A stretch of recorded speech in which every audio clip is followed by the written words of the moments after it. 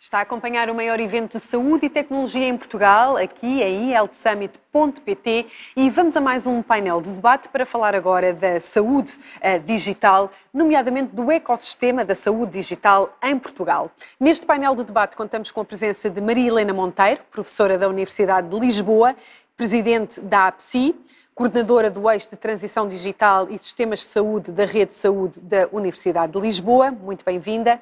E contamos também com a presença de Óscar Gaspar, presidente da Associação Portuguesa de Hospitalização Privada.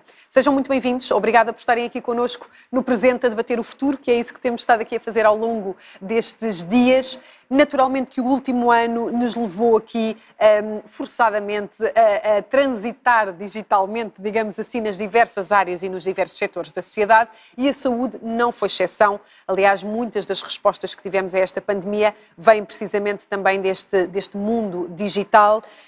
Doutora Maria Helena, começo por lhe perguntar: a existência de um ecossistema de saúde digital facilita a conectividade entre o Sistema Nacional de Saúde e os próprios prestadores do sistema de saúde?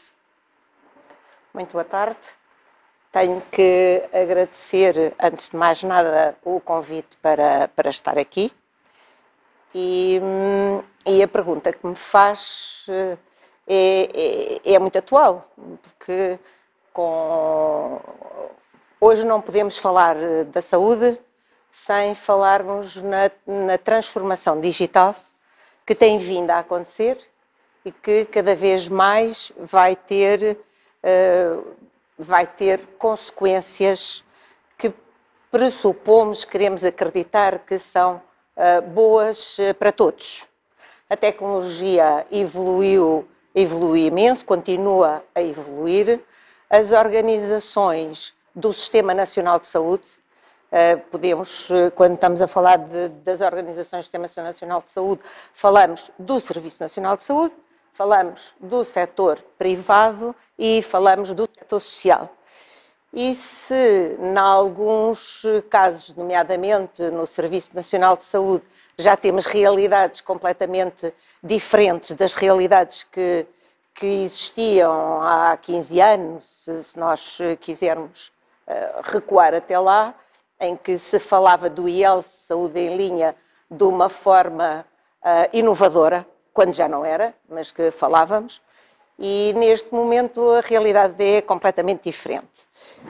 Eu tive a oportunidade na APDSI desde 2003 trabalhar a parte da saúde digital, e os eventos que fomos vindo a fazer nestes 18 anos deu para promover e difundir o ponto em que estávamos e o que é que era desejado.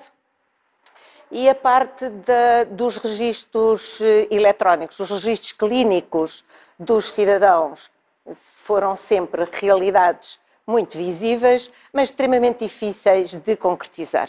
E, portanto, o que me fala-me da conectividade, naturalmente que foram necessários uma série de intervenções, quer na área das redes de comunicação de dados, na parte dos sistemas interoperáveis, de interoperabilidade, a própria parte da legislação, porque a legislação teve que ser transformada para aceitar os serviços que hoje já vão sendo usuais de telemedicina e telesaúde, que antes eram apenas ideias de protótipos e sonhos, e tudo isto se vai fazendo com o digital. E o que vai acontecer nos próximos anos, eu muitas vezes digo que são tsunamis que vão surgir, e o que é necessário é que o Sistema Nacional de Saúde, no seu todo, esteja a pensar de forma articulada nas partes de cada um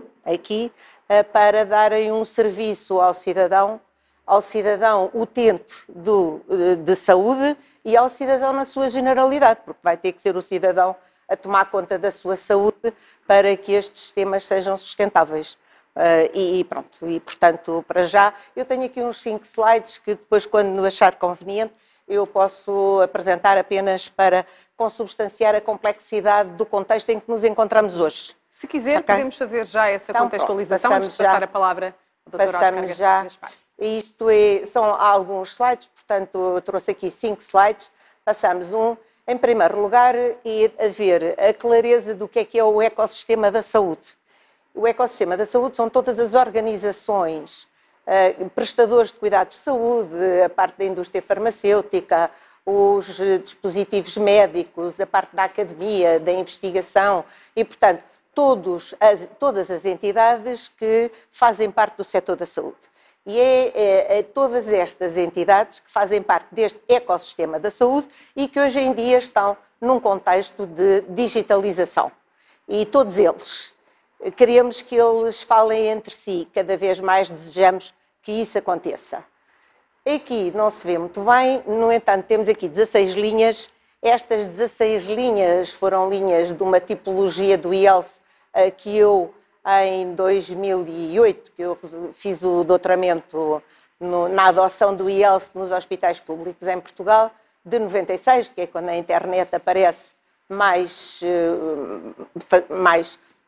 capaz de ser usada pelo cidadão, até 2007, e isto foi uma tipologia que eu fiz. E esta tipologia é uma tipologia que mostra o IELTS Saúde em Linha, ou seja, todas as áreas onde a parte das transações digitais ou já existem ou vão ter que existir.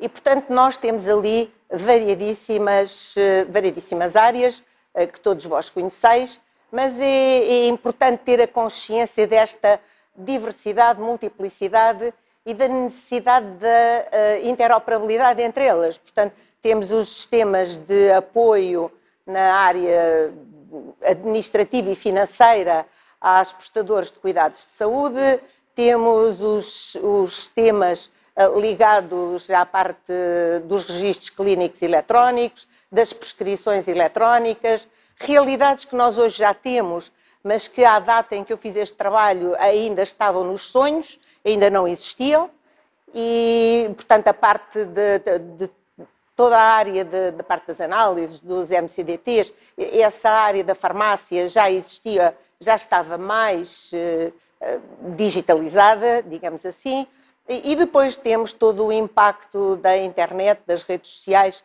temos a telemedicina, e a telemedicina que está ali, que incorpora a telesaúde, e, portanto, todo o tratamento à distância que se pode fazer com os cidadãos, quaisquer, em qualquer ponto do ciclo de vida em que estejam, e depois temos a parte da investigação e da área da saúde pública. Portanto, são 16 linhas que se mantêm vivas, mas que a complexidade das suas concretizações são cada vez maiores. E isto é para termos a noção da dimensão da complexidade quando falamos em saúde digital. Depois, se nós ainda quisermos, eu ainda fiz estes diagramas, ainda para concretizar essa complexidade, porque por vezes assusta-me com a facilidade com que as pessoas dizem que vão fazer uma transição digital na área da saúde. Pronto, tudo bem, ao nível dos sonhos nós podemos dizer estas coisas, mas ao nível da realidade não pode. E, portanto, isto que tem aqui é um modelo global de processos da atividade de um hospital. O que acontece é que cada uma daquelas linhas são processos diferentes. Cada um de nós, quando entra no hospital, se não tiver uma grelha de leitura que permita ter a percepção destas realidades, nem dá conta do início e do fim de cada um daqueles processos. Só que eles todos estão interligados uns com os outros. E a gestão de um hospital tem que levar em linha de conta toda uma boa articulação em contexto de sustentabilidade e qualidade que responda àquelas necessidades e a esta integração. Se nós olharmos para este modelo, isto é um modelo de processos. Agora, o a seguir que eu trago é um modelo das soluções informáticas que se têm que instalar em cada processo para dar os resultados esperados quando nós falamos de digitalização. E, portanto, estamos a ver aqui uma miríade de realidades tecnológicas aqui, e quando nós pensamos no ponto de partida de cada uma das nossas instalações e dos prestadores de cuidados de saúde, quer sejam públicos, quer sejam privados, e do setor social. Cada uma dessas instituições e setores estão em pontos de desenvolvimento completamente diferentes. Portanto, a realidade de cada um não tem nada a ver com a realidade dos outros. Portanto, perceber o ponto de partida é perfeitamente indispensável para seguirmos uma estratégia aqui, e eu trago agora aqui um conjunto de uma série de componentes, que são as componentes para mostrar as componentes que têm que estar presentes quando eu falo num ecossistema digital na saúde, aqui. E se alguma daquelas peças falhar, vai falhar certamente, quer o digital e a transição digital da instituição e muito mais da integração da instituição com o seu grupo de pares e o seu grupo de instituições complementares. E o que nós temos a parte da liderança, tem que haver uma visão, tem que haver investimentos, e a parte da sustentabilidade, tem que haver investimentos, aqui a parte da estratégia. Se não tiver estratégia, anda ao sabor dos ventos e, portanto, se vem tecnologia muito interessante, adota a tecnologia, depois não adota, não é? Porque adotar quer dizer que todos têm que usar, têm que perceber e têm que usar. Portanto, não vai adotar, não é? E, portanto, depois tem aquelas três vertentes que ali estão, que têm que estar em paralelo. A infraestrutura é perfeitamente determinante e a parte das, por vezes, esquecemos-nos de qualquer coisa que adquirimos por certo, que são as pessoas. Os profissionais de saúde. Os profissionais de saúde, para mim, são as pessoas mais fantásticas do ponto de vista profissional que existem no contexto das várias indústrias. Porquê? Porque eles são lançados para novas realidades de digital sem terem tido a preparação prévia adequada na maior parte dos sítios. Não digo que haja um ou outro que seja diferente, mas sem terem essa preparação adequada para serem capazes de encarar a nova realidade de processos e de tecnologia, e também saberem que as coisas podem correr mal. Porque as coisas podem correr mal e é necessário ter a boa vontade, a serenidade e a vontade de intervir exatamente dos profissionais de saúde. Portanto, a única coisa que eu posso referir é que não é fácil. Pronto, não é fácil, mas a realidade mostra que estamos no caminho e como eu que tenho vindo a assistir, quer do ponto de vista académico, quer do ponto de vista concreto de investigação nos prestadores de cuidados de saúde e curiosidade, naturalmente, e não há dúvida nenhuma, a diferença está aí, vai-se fazendo com um esforço enorme e vai continuar a fazer-se. Agora, se não tiver estratégia e se não tiver uma política de sustentabilidade sistémica, não vai a bom porto, não vai. Para ir, precisa de ter estas duas vertentes, e precisa que esta estratégia global seja legitimada superiormente. E, portanto, não me chega ao Ministério da Saúde, porque eu tenho o Ministério da Economia. O Ministério da Saúde não consegue tratar da nutrição da população sem o alinhamento com o Ministério da Economia ou com o Ministério da Educação. E, portanto, a partir daí eu preciso todos ligados e para se tratar da saúde global, da saúde dos cidadãos. Portanto, nós precisamos de ter esta estratégia legitimada superiormente a nível do país e depois cada um saber o que é que está a fazer numa governance que é multinível, portanto, são todos. E não é só uma governance de top-down, de projetos e programas top-down, tem que ser também bottom-up, porque se eu não tiver as áreas locais a fazerem o papel que têm que fazer nestas transformações, também não vamos lá. Claro. E, portanto... Muito bem, muito obrigada, doutora Maria Helena. Vou passar agora aqui a palavra ao doutor Óscar Gaspar. Percebemos aqui por esta apresentação que a transição digital naturalmente é complexa, que implica aqui um conjunto de sinergias e parcerias para que tudo funcione e para que este ecossistema se consiga concretizar. Doutor Óscar Gaspar, em que nível de maturidade é que nos encontramos quando falamos neste Sistema Nacional de Saúde, quando falamos neste ecossistema de saúde? Muito bem. Também queria agradecer o facto de nos terem convidado para participar, nomeadamente a Associação Portuguesa de Hospitalização Privada. É desde logo um sinal muito positivo que a hospitalização privada também participe numa iniciativa dos serviços partilhados do Ministério da Saúde. Em relação à sua pergunta, deixe-me começar por responder desta forma. O que aconteceu no último ano, fruto da pandemia, implicou uma mudança fundamental. Portanto, se porventura há cerca de 1 ano e 4 meses, 1 ano e 5 meses, muitos ainda considerariam que o e-health teria ainda um caminho longo para fazer, hoje em dia é absolutamente reconhecido por todos, é consensual que este é o caminho. Não há aqui nenhum retrocesso. E estamos mesmo perante uma revolução em termos do digital na saúde. Isso é muito positivo, é uma revolução boa, se o quisermos assim classificar, e é muito importante para as instituições, para as autoridades de saúde, mas também para os cidadãos.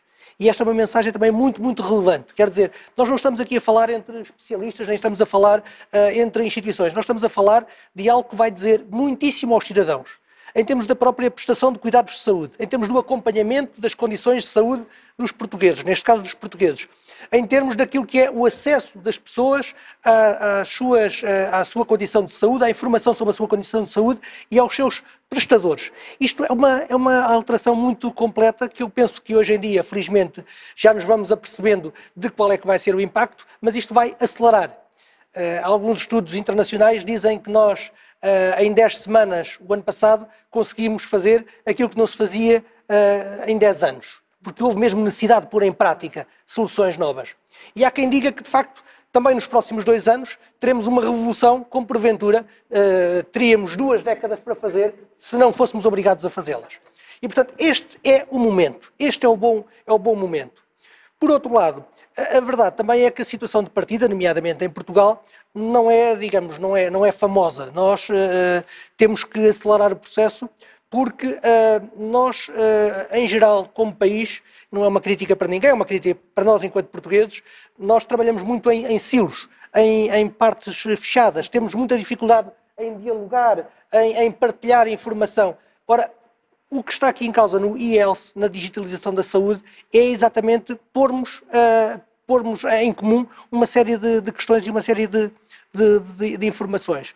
E, portanto, no caso concreto português, quando nós temos, segundo os dados do INE, 127 hospitais privados, quando nós privados representamos cerca de 1/3 da capacidade hospitalar instalada no país, que representamos cerca de 20% dos episódios de urgência e cerca de 38% das consultas de especialidade hospitalares.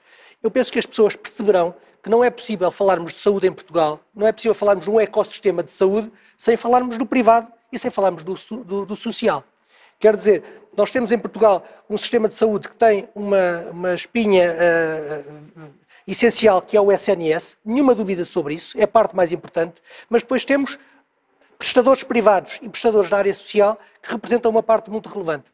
Repare, hoje nós teremos qualquer coisa como 45% dos portugueses que têm uma segunda cobertura de saúde. Ou seja, para além do seu direito a irem ao SNS, têm a possibilidade também de ir ao privado, ao social, ou quer que seja. Portanto, estamos a falar de 4,5 milhões de portugueses que, no seu dia-a-dia, não estão necessariamente a ver se um hospital ou um prestador é público ou privado. Não. As pessoas circulam no sistema. Vão a um médico do privado, depois podem consultar um do público, vão fazer umas análises ou umas radiografias a uma entidade privada, voltam ao seu centro de saúde para falar com o médico de família e, portanto, isto é que é o natural do dia-a-dia, isto é o futuro, é as pessoas circularem de acordo com as suas necessidades de saúde e a informação também tem que circular. Porque há aqui uma questão também absolutamente essencial, que ainda bem que foi consagrada na Lei de Bases da Saúde. A informação é das pessoas. A informação não é do hospital A, nem do prestador B. A informação de saúde é das pessoas. E as pessoas têm o direito de levar a sua informação de saúde para muito bem entenderem. Um exemplo muito claro do que estou a dizer. Nós agora, fruto da pandemia, estamos a discutir o passaporte Covid, não é? O certificado digital Covid. Sabemos que a intenção política é que ele entre em vigor a partir do dia 1 de julho. E, portanto, através de um código, um QR Code, seja possível um europeu poder viajar entre os diversos países da União Europeia, garantindo que ou foi vacinado, ou já teve Covid e tem anticorpos, ou então fez um teste e, portanto, deu negativo. Ora, isto é absolutamente essencial. E é essencial que, de facto, os sistemas funcionem, que um português para ir para a Espanha ou para ir para a Alemanha, o inglês neste caso já não é da União Europeia, mas um holandês para ir para a Itália ou para ir para a República Checa, não haja aqui também fronteiras. Como não havia fronteiras físicas, também não haja fronteiras, digamos, digitais que impeçam a livre circulação das pessoas. Ora, o segredo, de facto, deste desenvolvimento é, por um lado, como também já foi dito, a questão da liderança, e neste caso da liderança política, que já agora vai, como muito bem disse, muito além da questão da saúde. Tem que ser uma liderança política ao mais alto nível. E depois, de facto, haver aqui a capacidade de nos entendermos e percebermos que a informação flui e a informação existe para servir os cidadãos e não o contrário. Portanto, eu diria, em termos de resumo desta primeira intervenção, que nós estamos perante algo que eu traduziria por 3 grandes palavras. Revolução. Estamos perante uma revolução, e uma boa revolução. Estamos perante algo que tem a ver também com o empowerment das pessoas, não necessariamente dos profissionais de saúde, mas dos cidadãos, que têm que tomar consciência que os dados são seus e os dados são importantes para a sua situação de saúde. E a terceira palavra é o sistema. Isto não é pensável que se possa funcionar cada um tendo os seus dados, os seus sistemas de informação e não permitir que haja interoperabilidade. E voltando à sua pergunta, a questão da interoperabilidade, por exemplo, é absolutamente essencial e é um ponto em que Portugal ainda compara mal com outros países da Europa. Mesmo na lei de bases que referi há pouco, a lei de bases da saúde, na sua base 15ª, fala na interoperabilidade no SNS. É óbvio que essa é uma necessidade. Mas é uma necessidade também a interoperabilidade fora do SNS.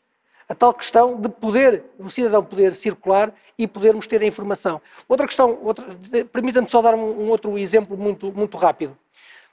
Quando nós discutimos, por exemplo, a oncologia e precisamos saber que medicamentos é que estão a ser utilizados em Portugal e qual é que é o efeito, que tipo de resultado é que temos com determinado tipo de medicamentos.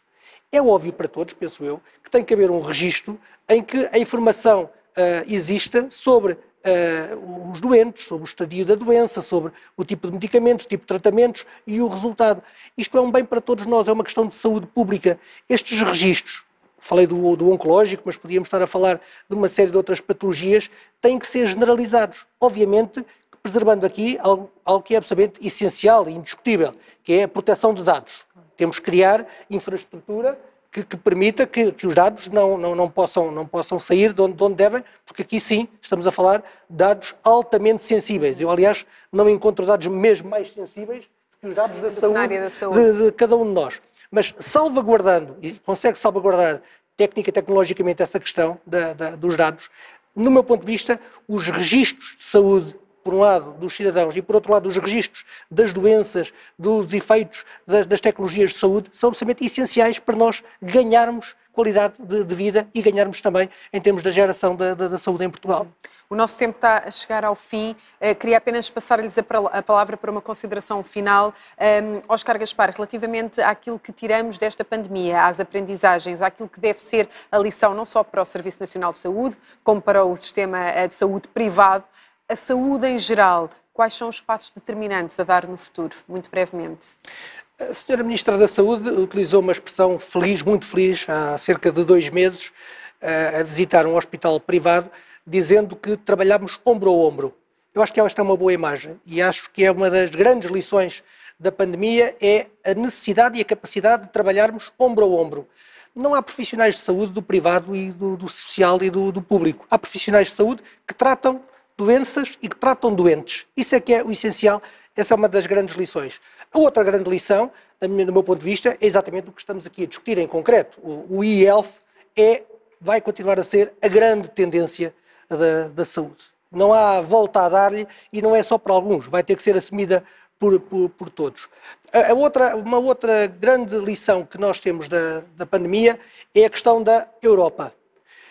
Salvaguardando que a saúde é uma competência de cada Estado-membro, mas percebe-se que há uma série de matérias que interessam a todos os europeus e a todos os Estados da União Europeia. São globais, e, portanto, no fundo, são exatamente globais. E, portanto, é óbvio, o exemplo que eu dei do passaporte, mas outros que têm a ver com o próprio controle das epidemias, o acompanhamento das questões de saúde pública, a salvaguarda do acesso dos cidadãos europeus aos cuidados de saúde adequados, são questões que cada vez mais vão ser acompanhadas pela União Europeia. E, portanto, nós em Portugal estamos muito habituados em que no chamado semestre europeu sejam acompanhadas as questões de finanças públicas, da dívida. Temos que também começar a acostumar-nos que estas questões da saúde vão começar a ser avaliadas. Ano a ano vai haver a percepção de quais é que são os países que mais evoluíram e que mais estão a contribuir para a saúde dos seus cidadãos e quais os países que ainda têm mais trabalho a fazer. E, portanto, dentro das desgraças todas que nos aconteceram com a pandemia, há pelo menos estas três boas lições que nós recolhemos e que esperamos que possam servir para o futuro. Muito obrigada. Maria Helena Monteiro, um último minuto só mesmo para que fiquemos aqui com a sua mensagem final. É importante nunca perdermos o foco no doente, no paciente. Relativamente a essa questão, é evidente e mais do que o doente e o paciente é o cidadão. O cidadão é que tem que ser instruído mais robustamente numa literacia de saúde e numa literacia digital que permite depois conjugar os seus conhecimentos numa melhoria da condução do seu dia-a-dia para ele próprio ter mais saúde e só dessa forma, com a responsabilização de cada um dos cidadãos a tomar conta da sua saúde, é que os sistemas de saúde vão ser mais sustentáveis. Um ponto relevante que não foi aqui ainda tratado tem a ver com a parte da academia, o papel da academia, o papel da investigação, o papel da indústria farmacêutica, o papel da academia e a parte dos dados, porque estamos aqui, o que nós temos vindo aqui a falar-se, e a parte dos dados que têm que ser armazenados, têm que ser estruturados, armazenados, geridos, e os dados de saúde que são extremamente delicados, mas numa ótica deles serem a matéria-prima para a academia fazer as suas investigações e fazer essas investigações também, e já estamos a fazer, em redes europeias, em redes internacionais, e uma vez mais o Covid também veio fortalecer exatamente essa necessidade de trabalhar em conjunto. E, portanto, a academia é fundamental para dar os passos de investigação que são depois apropriados pelas organizações para, de forma sustentável, poderem ser postas em prática e trazerem os benefícios para as instituições e para todas as entidades que fazem parte do ecossistema, porque todos usufruem. Não é só o cidadão, é a instituição prestadora de cuidados de saúde, é a academia, temos a parte da indústria farmacêutica, temos os laboratórios, são todos, e temos que ter uma postura de articulação e de gestão multinível. Claro. E temos que ter a humildade para que isso aconteça. Exatamente. E a cooperação, que foi também, creio que uma palavra muito forte que deixaram aqui também presente neste nosso debate. Muito obrigada pela vossa intervenção e participação aqui no eHealthSummit.pt. Muito obrigada. Obrigada. E uma vez mais o nosso agradecimento. Muito obrigada.